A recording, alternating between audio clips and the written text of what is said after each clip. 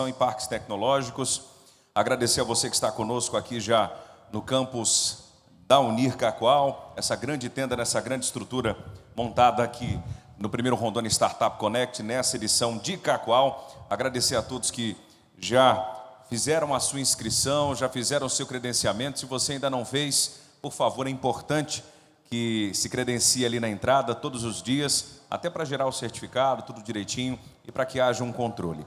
Ao longo do dia, não sei se já está aí, o Rogério, nós vamos ter um QR Code para que vocês façam uma avaliação do evento. Então, eu peço que façam a leitura desse QR Code, assim que possível for, para que participem, enfim, deem sua opinião. É importante para que esse evento possa evoluir ainda mais e falem um pouco daquilo que vocês aprenderam, daquilo que foi agregado à vida, à rotina de vocês, ao trabalho, ao desenvolvimento pessoal e profissional nesse NPS, tá bom? Então daqui a pouco nós vamos disponibilizar um QR Code, aí durante o evento ele será em vários momentos disponibilizado para que você possa acessá-lo. Informar que nós continuamos com as frutas ali disponível, água, enfim, uma estrutura montada para gerar esse conforto a todos vocês. Nós vamos dar sequência já com o primeiro painel do dia, com o tema Potencial de Deep Tech com as pesquisas realizadas em Rondônia. Então, o moderador, os painelistas já estão aqui, já estão próximos.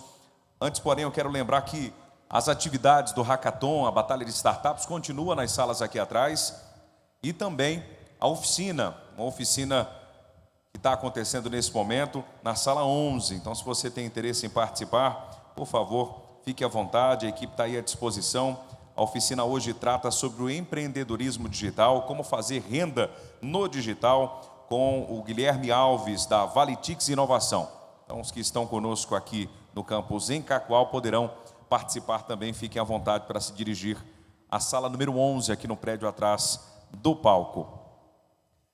Vamos dar sequência convidando, então, para esse primeiro painel do dia, Potencial de Deep Tech com as pesquisas realizadas em Rondônia, o moderador, senhor Inácio Rocha.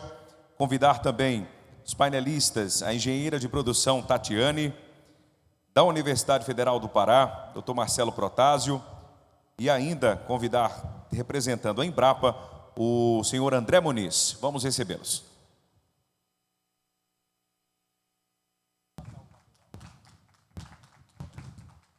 Recebendo os cumprimentos de todos.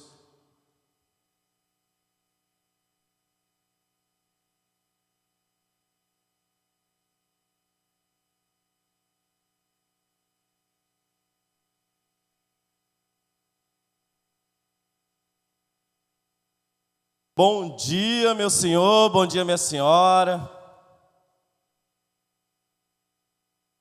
Vamos falar sobre Deep Tech hoje. Bom, para começar, né, além de dar esse bom dia aqui, eu estou muito feliz, não paro de falar que esse é um momento ímpar que estamos vivendo aqui no nosso estado, né? Primeiro Rondônia Startup Connect aqui em Cacoal, teve o primeiro Rondônia Startup Connect também lá em Porto Velho. Então, assim, além de ser tudo novo, Rondônia está sendo presenteado com grandes profissionais, né? A Embrapa, que recentemente, né, recebeu excelentes profissionais aqui. Então, assim, ó, eu estou muito feliz mesmo, tá? Então, assim, mais uma vez, parabéns Rondônia e parabéns Cacoal por esse evento, tá? Quando falamos em Deep Tech, falamos de tecnologias que nascem da ciência. São soluções que surgem a partir de pesquisas realizadas em universidades, laboratórios e centros de pesquisa. Diferente de muitas empresas de tecnologias que nascem de uma ideia digital, a Deep Techs nascem de estudos profundos, testes e descobertas científicas. Em outras palavras, é quando a ciência sai do papel e se transforma em tecnologia com impacto real na sociedade. Essas soluções podem ajudar a enfrentar grandes desafios do nosso tempo. Desafios como produções de alimento, saúde, energia, sustentabilidade e preservação ambiental. E quando olhamos para a região norte, o potencial é enorme. Tudo isso pode gerar conhecimento, tecnologia e novos negócios com impacto econômico, social e ambiental. E é sobre esse potencial que vamos conversar agora. Eu vou fazer um resuminho aqui básico aqui dos nossos colegas aqui para a gente poder bater um papo. Vou começar aqui com a professora Tatiana Lazari. Fiz a pronúncia certa? Certinho, Inácio. Bom, A Tatiana Lazari é uma das pessoas que tem ajudado a fortalecer a cultura da inovação dentro da Universidade Federal de Rondônia. Um orgulho, né, pessoal? Seu trabalho busca aproximar a universidade do mercado e da sociedade. A ideia é simples e poderosa: fazer com que o conhecimento produzido na academia se transforme em soluções reais. Ela também está à frente do Conecta Unir, uma iniciativa que coloca estudantes para trabalhar em desafios reais da nossa região. Professora Tatiana, seja muito bem-vinda ao nosso bate-papo. A senhora fique à vontade para fazer uma apresentação do seu perfil profissional. E, se eu não me engano, tem um vídeo ali engatilhado. Fique à vontade também para poder passar esse vídeo. Pessoal, está conseguindo ver aqui o que roda aqui atrás? Se sim, faz o joinha aí, tudo certo? Então tá, professora Tatiane, passo a bola para a senhora. Bom dia, Inácio, bom dia a todos.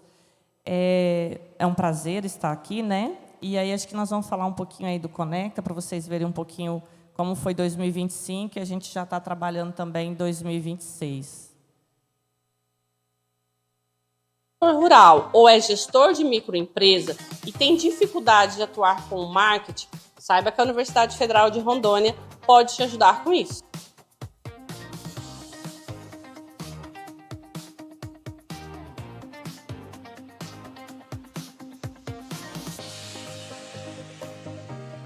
Todo início de empresa ele é muito deficitário nesse quesito, então foi 97% das empresas são pequenos negócios.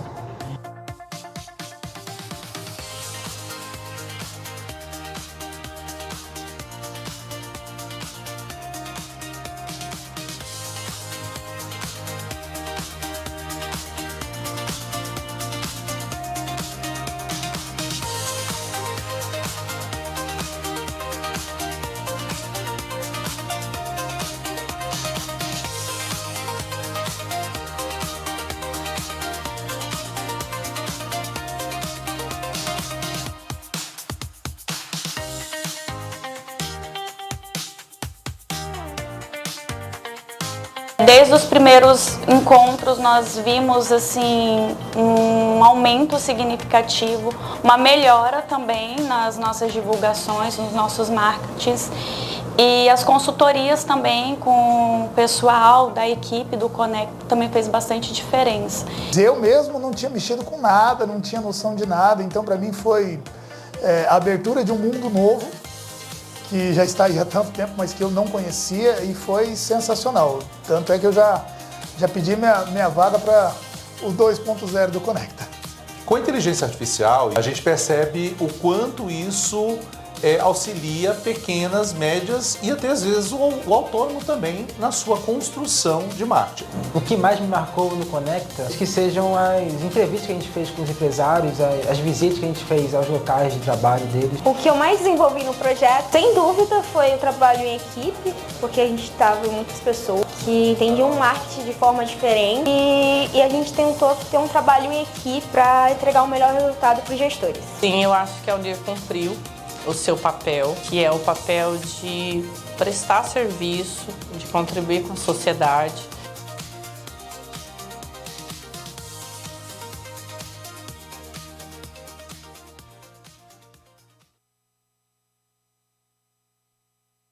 Parabéns. Vamos aplaudir a professora, o vídeo da professora, por gentileza?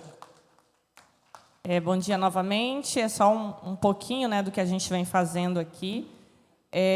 Trabalhando com alunos que se preparam, eles passam por toda uma capacitação para desenvolvimento de habilidades técnicas e comportamentais para ir para o mercado de trabalho. Então, a gente age como uma agência de marketing universitária e gratuita, em que a gente assiste empresas desde o seu diagnóstico, do seu negócio, até a aplicação de um planejamento de curto prazo, né? Curto prazo porque o projeto ele precisa ter um início e fim, né? Então, a gente fica 12 meses aí trabalhando nesse projeto, e hoje, felizmente, na edição de 2025, agora há pouco eu falava com um gestor, que é de uma peixaria, e ele já está assim, com uma empresa, ele contratou uma empresa que está trabalhando, está produzindo imagens assim que eu falo, meu Deus, eu preciso comer esse bolinho de tambaqui, eu preciso comer esse quibe, eu preciso comer essa lasanha, são produtos que ele começou a desenvolver depois que ele começou a pensar em comunicar seu produto. Então, o principal objetivo do nosso projeto, que ainda é um projeto de extensão, primeiramente é capacitar os nossos alunos para o mercado de trabalho e também gerar a conscientização nos pequenos negócios da importância da sua comunicação. Tá? Então, nosso público é o público de pequenos negócios, é o público regional. O edital de 2025 foi aberto para Cacoal e microrregião, Espigão, Ministro Andreasa e Pimenta Bueno. Nós tivemos empresas selecionadas de Cacoal e 2026, agora em maio, a gente já seleciona novas empresas. E é isso aí, os resultados têm aparecido. São ações ainda singelas, mas que a gente tem visto aí que tem condição de crescer.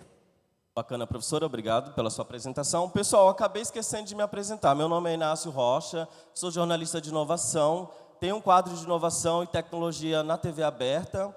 Também sou consultor de inovação pelo Estado, através do Instituto CODES, e sou formado pelo Ecossistema de Inovação de Santa Catarina. Atuei 18 anos no Ecossistema de Santa Catarina, trabalhando em parques de inovação, na CAT, no Sapiens Park lá, em outros parques de tecnologia. Trabalhei com alguns nomes do Ecossistema de Santa Catarina. Estou de volta, nasci em Alvorada do Oeste, estou de volta a Rondônia há 1 ano, tá bom? Então essa é a minha apresentação. Desculpa, eu acabei esquecendo. Agora eu vou fazer um resuminho aqui do professor André Muniz. O André Muniz, ele trabalha justamente na ponte entre a pesquisa e a inovação. Ou seja, naquele momento em que uma ideia e uma tecnologia começa a ganhar o caminho para chegar à sociedade. Ele chega recentemente a Rondônia e traz uma experiência importante na gestão pública e na construção de parcerias. E a Embrapa, como todos sabemos, é um grande exemplo de ciência que se transforma em impacto real. André, seja muito bem-vindo. Por gentileza, se apresente para o público. Bom dia. Como eles falaram ali, eu estou na Embrapa, né, no setor de transferência de tecnologia. Eu vim do Espírito Santo, cidade de Vitória, né, e está sendo uma honra estar aqui com vocês. Foi a primeira vez que eu vim para a região norte, e aí eu vim aqui para Rondônia, em Porto Velho, estou na Embrapa dali de Porto Velho. Eu tenho 16 anos de serviço público, né, de experiência como servidor público. Eu era analista do executivo, né, concursado, né, tinha uma carreira pública lá. E eu exercia alguns cargos de chefia, né, de liderança lá. Já fui secretário de habitação, secretário de emprego e renda, do município de Vitória, né, de municípios ali da região metropolitana de Vitória. Então, eu sempre estava envolvido com inovação. A capital de Vitória tem um parque tecnológico, né? Nós temos lá uma indústria muito forte, né? Nós temos a Vale, nós temos a Arcelor, que trouxeram muitos impactos ambientais, e aí a gente precisava regularizar isso com a lei de inovação que chegou. A gente precisava desburocratizar, então a gente criou leis dentro dos municípios, dentro do governo do Estado do Espírito Santo, para que a inovação ela pudesse contribuir com as ações ambientais e as ações empreendedoras. Eu espero contribuir um pouquinho aqui com vocês, e hoje aqui na Embrapa, eu acredito que com essa experiência e com a missão da Embrapa, a gente consiga potencializar Rondônia, né? Espírito Santo hoje ainda está à frente na área do café, mas eu espero que Rondônia agora passe a liderar aí o café, né? Ainda mais com a potência do café robusta, né? A gente tem aí uma potência aí que a Embrapa subsidiou, né? E que a gente vai com certeza aí tá galgando muitos passos aí à frente. Obrigado. Aplausos aqui para o nosso perfil, né? Meu amigo, eu queria que você pudesse falar aqui para o pessoal que está assistindo a gente, quantos profissionais novos a Embrapa recebeu aqui em Rondônia? Então, nós estamos com um time muito legal de pesquisadores e analistas. Daqui a pouco a gente vai ter, inclusive, uma apresentação da Roberta, que está aqui, que é a doutora Roberta, da área de psicultura. Nós não tínhamos ainda ninguém em Rondônia especialista em psicultura, né? E a gente sabe que a produção de piscicultura daqui do estado de peixes nativos, ela é a maior, né? Então, está vindo a doutora Roberta, está vindo um doutor na área de ecologia, na área de cacau, na área de engenharia de alimentos, eu e o Gabriel na área de transferência de tecnologia, né? Questão de patentes, questão de regulação, de inovação, né? Tudo comigo e parcerias e negócios também comigo e com o Gabriel. Mas a gente está com um time bom de aproximadamente 30 pessoas que está chegando aí para Rondônia e para potencializar o mercado. 30 pessoas, pessoal. Olha só que notícia boa, né? 30 pessoas para poder contribuir aqui com o nosso ecossistema. Meu amigo, mais uma vez, seja muito bem-vindo. Não só você, como todo o time da Embrapa. A gente recebe vocês aqui de braços abertos, tá? Mais uma vez. Agora, professor João Marcelo. Bom, e para fechar aqui o nosso time de convidados, o professor João Marcelo, ele atua na interseção entre ciência, dados e desenvolvimento na Amazônia. O seu trabalho envolve modelagem científica para entender sistemas ambientais, ecológicos e epidemiológicos. Além disso, ele tem atuação importante na conexão entre pesquisadores do Brasil e da Alemanha. O cara é internacional. Uma experiência que ajuda a levar a ciência produzida na Amazônia para o mundo. Professor João Marcelo, se apresente, seja muito bem-vindo. Bom dia a todos, João Marcelo Brazão Protásio, da UFPA, tá? Muito feliz de estar aqui com vocês, tá? Então, um resumo, eu vou tentar resumir só a parte que é mais direta com o tema do painel que estamos aqui. Eu sou coordenador do Laboratório de Matemática, de Modelagem Matemática e Estatística da UFPA, e mais recentemente a gente saiu um pouco da caixa, né? Agora vamos começar a produzir soluções para ser aplicado no mundo real, né? Então, algumas das soluções que a gente tem trabalhado muito, né, parceria com a Embrapa, lá de Belém, é a questão dando apoio no projeto de adensamento de colmeias em áreas de produção, no caso o açaí, né? A gente está dando o apoio da modelagem junto com eles, tá? O outro ponto que é muito interessante também, a gente tem trabalhado com modelos de simulação florestal, tá? Modelos computacionais para simular o crescimento de florestas, tá? Que tem aplicação direta para manejo, para cálculo de crédito de carbono e entre outras coisas, tá? Essa é uma outra parte, foi o meu tema de doutorado na época na Alemanha e é uma coisa que eu sempre venho trabalhando, tá? Então, a gente também tem outros produtos que não são produtos palpáveis, mas, por exemplo, a gente trabalhou mais recentemente agora com a Hidro, que nos contratou para criar um observatório de indicadores de sustentabilidade do município de Barcarena, no estado do Pará. Então, a gente criou uma plataforma do zero fazendo a coleta e análise de séries temporais de pelo menos 15 anos no município para ajudar a própria população e a gestão do próprio município, para identificar onde seria mais importante o investimento, né, público.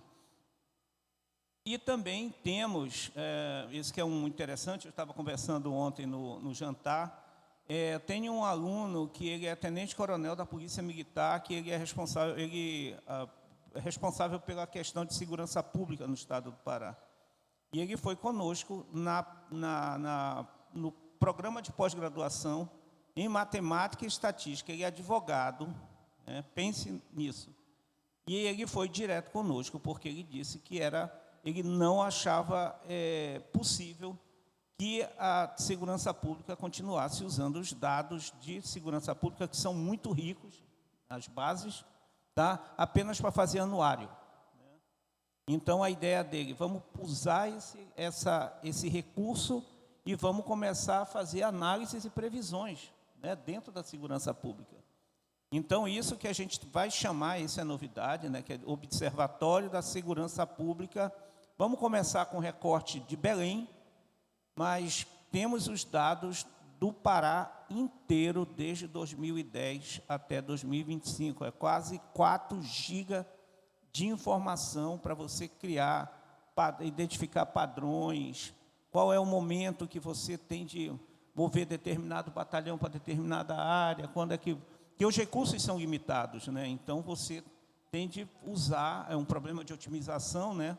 Então você tem de usar o que você tem de limitado da melhor forma possível para otimizar determinado processo, né? Nesse caso, né, a segurança. Então isso é um pequeno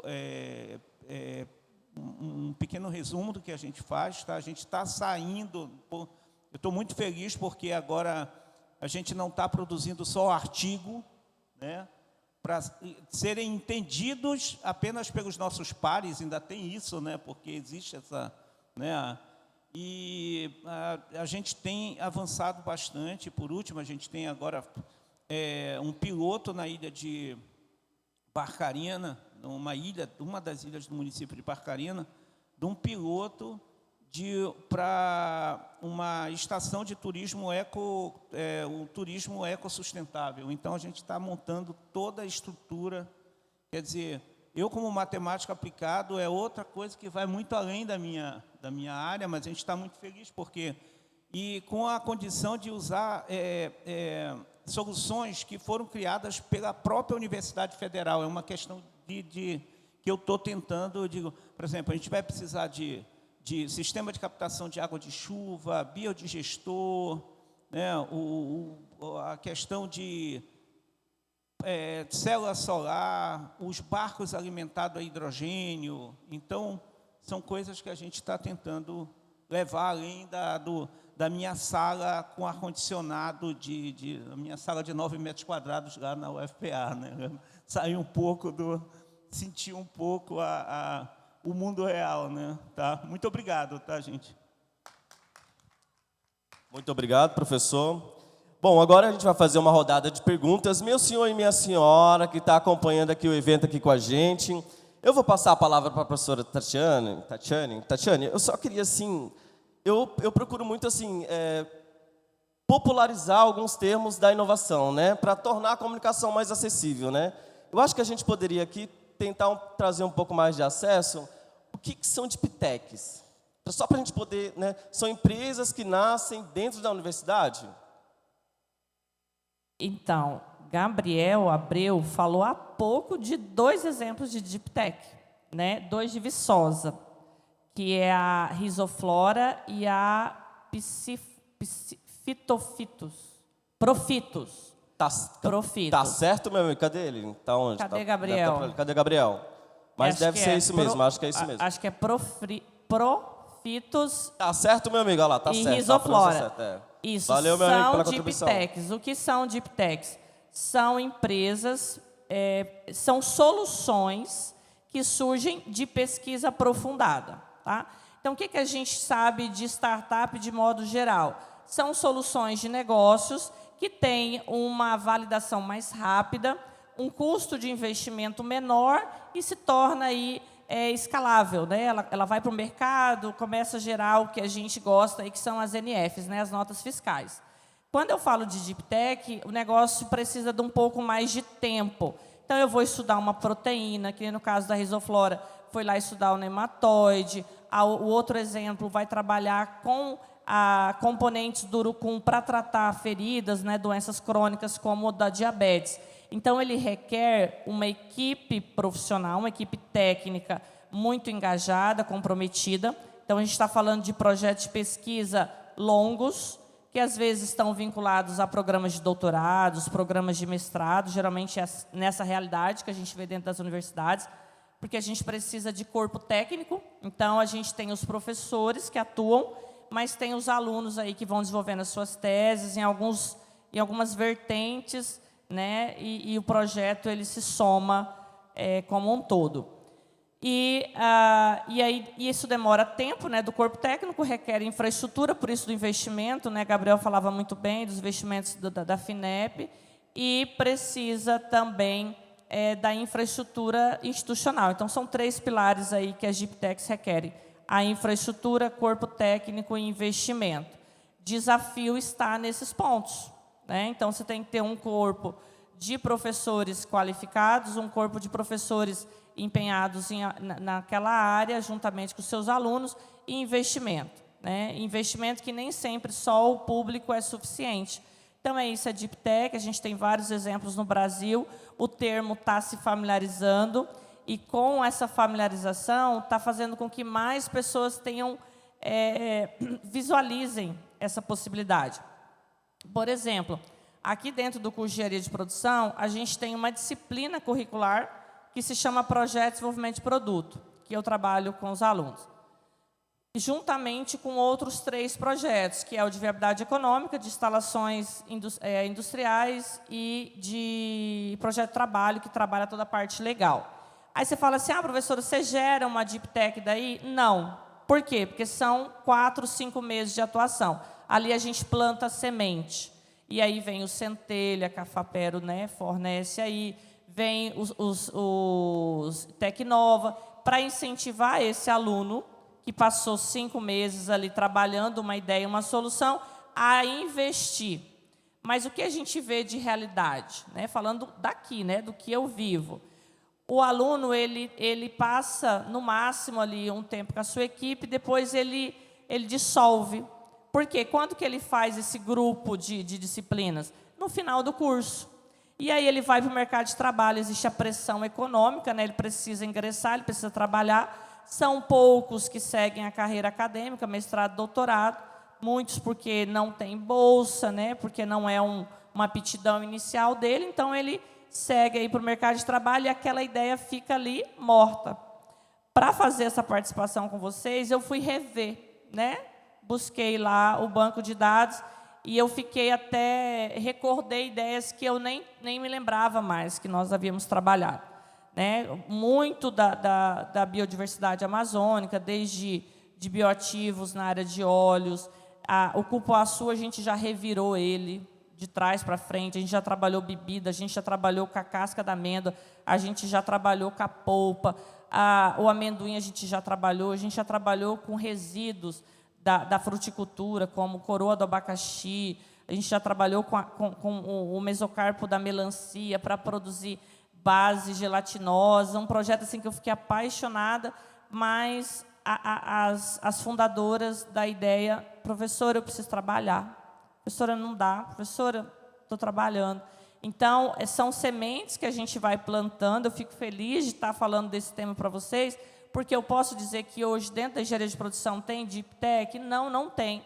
Mas é uma fala dessa, né, que vai dando aí motivação para acontecer. E a semente da cultura, que é um primeiro passo, né, professor Protásio, que é a cultura empreendedora.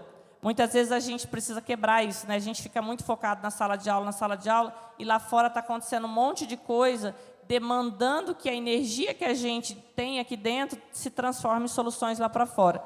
Então, acho que deu para explicar, né? Deu para explicar, sim. Acho que o meu senhor e minha senhora que está nos assistindo agora conseguiu, de fato, entender o que é Deep Tech, né? Esse é o nosso papel, né? Trazer a comunicação para fazer com que, de fato, vocês assimilem ela. Agora eu vou perguntar para o André, meu amigo André. André, você chega recentemente a Rondônia e passa a observar o nosso ecossistema de pesquisa e inovação. O que mais chama a sua atenção no potencial na nossa região para gerar tecnologia e novos negócios? Bom, primeiramente, eu acho que eu tenho que falar um pouquinho de mim para entrar nesse quesito. Lá no Espírito Santo, eu vim de uma área muito periférica, né, e a educação ela transformou minha vida. Eu fui selecionado para estudar na Fundação Bradesco, que inclusive tem uma unidade aqui em Cacoal. Eu estudei toda a minha vida lá, com bolsa, tudo custeado pela Fundação Bradesco, né? E eu vejo que a educação, ela tem que ser a formação base para que a inovação ela venha a existir. Então, ver aqui a Faculdade Católica, ver a Unir, ver o governo empenhado, né? A tríplice hélice ela tem que funcionar para que a inovação seja acelerada. Então, esse é um ponto fundamental. Educação alinhada com as empresas, né, universidades, pesquisas, a Embrapa também, né?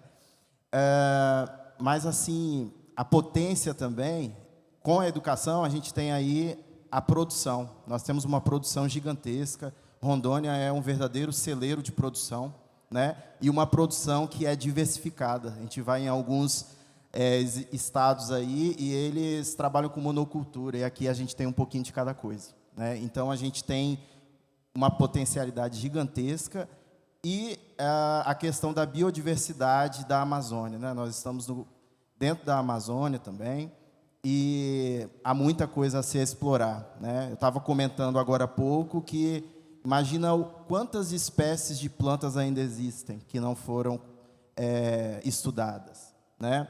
A gente estava comentando de abelhas, né? Lá no Espírito Santo a gente está com um trabalho com a Fundação de Amparo à Pesquisa, justamente para pesquisadores irem a campo, né? Procurar essas abelhas, e imagina quantas e quantas coisas a gente pode descobrir, né? E fomentar. Então, assim, a educação acho que é um fator fundamental para que a inovação aconteça. Mas aí, seguindo nessa perspectiva da professora, de que as deep techs não desenvolvem porque os alunos eles acabam entrando no mercado de trabalho, uma carência gigantesca são nos valores das bolsas. Gente, por isso que a gente precisa de investimento do governo, né? Até pouco tempo, uma bolsa de mestrado era R$ 1.500. Isso a gente está falando 5 anos para trás, era R$ 1.500. Então, realmente, seguir numa vida acadêmica é muito complicada, né? E você não tem uma perspectiva de um futuro promissor, né? Então, a gente precisa realmente trabalhar tudo isso. Mas eu vejo uma grande potencialidade aqui no estado de Rondônia por essa diversidade ambiental, e também eu vejo que aqui, todo mundo fala que é a terra das oportunidades. Vocês têm um carisma a mais, vocês acolhem muito bem, sabe? E isso tudo conta muito. Acho que é isso. Viu, rondonienses? Olha só, estamos sendo bem vistos aí fora, né? Meu amigo, muito boa sua história. Agora, professor... Inácio, peraí, eu acho que eu já estou falando para ele aqui, você vai torcer pelo café de Rondônia. Agora, quando tiver lá os eventos lá, o Espírito Santo, você deixa lá. Exatamente, professora, boa fala. Professor João Marcelo, a Amazônia desperta muito interesse científico no mundo, né? Na sua visão, que oportunidades a nossa região tem para transformar a pesquisa em inovação e desenvolvimento? Opa, pergunta muito interessante. A Amazônia, o interesse da Amazônia é mundial, né? Então, por exemplo, nós tivemos agora um exemplo crasso disso, que foi a COP30, né? Que foi em Belém, que foi aquele auê todo, né? Vou dar um exemplo que é interessantíssimo. O instituto onde eu fiz meu doutorado, na Alemanha, ele se chama Centro de... O antigo nome dele era Centro de Estudos de Trópico. Mas não existe trópico na Alemanha, entendeu? ZMT, entendeu? Mas eles têm um interesse imenso para trabalhar, tanto que eles, com a UFPA, eu sou fruto deles, eu fiz meu doutorado lá. O meu orientando está fazendo doutorado lá, né?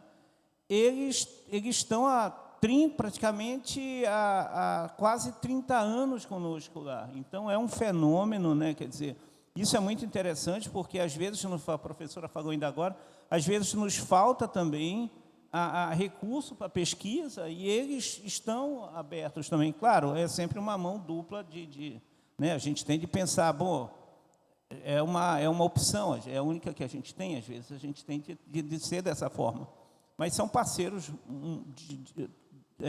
de confiança, então nós temos muita coisa a ser descoberta e desenvolvida aqui, entendeu? Então, por exemplo, eu estava até conversando com o professor Fábio agora, falando sobre a questão de recursos da própria União Europeia para fomento à pesquisa, com parceiros da Europa, existe uma quantidade imensa.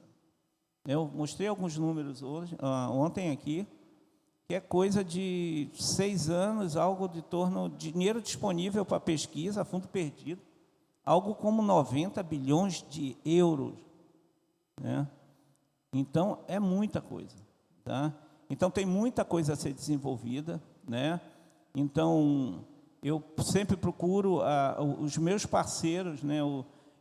Eu tenho 3 parceiros diretamente conectados lá fora, né? O Grupo do México, que trabalha com simulação florestal, O grupo da Alemanha que trabalha com biodiversidade e o grupo do IMISE em Leipzig, também na Alemanha, que a gente trabalha com informação aplicada a controle de doenças emergentes, infectocontagiosas, que é uma coisa muito interessante também aqui, né? Principalmente com as diferenças, grandes diferenças de fenômenos, né? Então, a gente está com a faca e o queijo na mão, né? E agora aproveitar a oportunidade, né? E ter gente da própria que entende do fenômeno para poder estudar isso, porque às vezes vem grupos aí de fora que não entendem, não sabem o que estão falando e, né? Então, é um resumo mais ou menos. Eu vi a plaquinha ali, já vou me dar. Muito obrigado, tá? Poxa, o tempo passou voando, né? Um papo tão bom, né? A gente está aqui conversando, a menina chega aqui com 5 minutos. Meu Deus do céu, ainda falta muita coisa para a gente conversar. Bom, só para poder acelerar aqui, então, eu vou fazer a pergunta aqui para a professora Tatiana, depois faço para o André e finalizo aqui com o professor. Só vamos otimizar mais o nosso tempo aqui, tá? Professora Tatiana, muita gente ainda pensa que a pesquisa fica só dentro da universidade, né? Na sua experiência, como a universidade pode ajudar a transformar o conhecimento em soluções para a sociedade e empresas na nossa região? A universidade, ela tem que levar para fora, né? Literalmente, tudo que faz. Vou dizer o pouco que a gente faz aqui, né? Pensando aqui no acelerar um pouquinho. Nós temos o Conecta Unir e tem vários outros projetos aqui. Nós temos o AgroHub, que está trabalhando aí com o pessoal do agronegócio, né? Encabeçado aí pela coordenação do mestrado. E dentro do curso de engenharia, nós temos várias atuações. Dentro do projeto produto que eu falei para vocês, todas as soluções que são pensadas e são validadas, né, no curto prazo que nós temos, nós conseguimos fazer uma validação até significativa, a gente faz um evento aqui, que é o evento em que eles apresentam um pitch. Então, assim, aluno meu, ele já fala assim, meu Deus, vou ter aula com a Tati? Vai ter aula com a Tati, então sabe que vai trabalhar muito. Aluno de projeto, então, fala, meu Deus, pensa bem. Eles falam entre eles, pensa bem, se você quer. Então, eles apresentam para a comunidade e para avaliadores técnicos. Então, por exemplo, a coroa do abacaxi, André, nós trabalhamos com o substrato dela, nós colocamos para texturizar tintas. Sabe as tintas texturizadas? Então, nós usamos a coroa do abacaxi dessecada e tudo mais. Então, o que veio? Veio 2 gestores de indústrias de tintas daqui da região. Então, esse gestor, ele vem, ele conhece o que está acontecendo dentro da universidade, fala, opa, eles estão pensando nisso, né? A gente tem que tomar um cuidado ainda, André, que é uma coisa que está no meu radar e a gente ainda não fez, que é a questão de segurança, né? Com relação a isso. Então, eles vêm, avaliam, dão avaliações técnicas. Tem aluno que chora, mas tem aluno que, depois que chora, ele fala assim, professora, muito obrigada, eu já estou me sentindo mais preparado para ir no mercado de trabalho. Por quê, gente? A sociedade precisa saber o que a gente está fazendo aqui e a gente precisa saber o que tem lá fora. Então, tem empresas de diversas áreas, área de tinta, da área de produtos agrícolas, de produtos alimentares, de prestadores de serviços, da área têxtil. Nós estamos realmente, sim, André, você está muito certo, nós estamos num estado de uma economia muito diversificada. Então, a gente tem apresentado para a sociedade o que a gente tem feito. Gente, pode não parecer nada extraordinário, mas me cabe lembrar aqui que inovação não é somente coisas extraordinárias, tá? São pequenos, às vezes, detalhes que fazem toda a diferença. Obviamente que a gente quer descobrir uma nova roda, né? Patentear, ganhar royalties, né? Ganhar dinheiro. Mas, enquanto isso não acontece, a gente está fazendo a diferença no pequeno, nos detalhes, e todos os dias, semestres a semestre. A gente tem trabalhado nisso e eu acho que é um primeiro passo importante. Muito obrigado pela contribuição. André, a Embrapa tem um histórico muito forte de transformar a pesquisa em soluções para o campo. Qual é o segredo para fazer a ciência chegar de verdade ao produtor, à empresa e ao mercado? Então, do que adianta a gente ter uma ciência e essa ciência não compreender, não modificar, não ter uma inovação naquela dor que o agricultor, né, precisa. Então, a ciência ela tem que partir sempre da dor, de um problema, né? E a partir desse problema é que a gente desenvolve uma solução, né? E esse contato com o agricultor é que faz com que as coisas andem, né? A gente fala que a transferência de tecnologia, ela tem que acontecer e não tem que acontecer de uma forma muito acadêmica, né? A gente tem que ter todo um trato, uma didática diferenciada, ir lá no campo, né? A doutora Roberta daqui a pouco vai falar sobre piscicultura, então é entrar dentro do lago lá com o agricultor e falar bem assim, ó, é assim que se faz, né? Vamos entrar aqui dentro, tem que ser desse jeito, e ter uma comunicação clara e fazer com que ele entenda que, às vezes, uma pequena mudança que ele faz vai trazer um ganho gigantesco, né? Então, essa é a grande preocupação, né? É ter uma comunicação clara, eficiente, né? Porque do que adianta a gente gastar anos e anos numa tecnologia e a gente não conseguir corroborar ela com o maior interessado, né? Então, assim, a Embrapa, ela tem tecnologias incríveis, né? Nós temos lá uma mandioca que cozinha em 10 minutos, né? Nós temos o café robusta, né? Que para o clima, né? Tem uma produção gigantesca, né? É uma árvore maior, vou terminar aqui. Mas é isso aí, é ter uma comunicação clara. Pessoal, professor, o senhor pode finalizar com suas palavras aqui, por gentileza. Tá, então vou finalizar. Eu digo muito obrigado pela atenção, tá? E vou ficar ainda parte do dia aqui, qualquer coisa que quiser perguntar para mim, estou à disposição. Muito obrigado a todos também. Pessoal, muito obrigado pela oportunidade.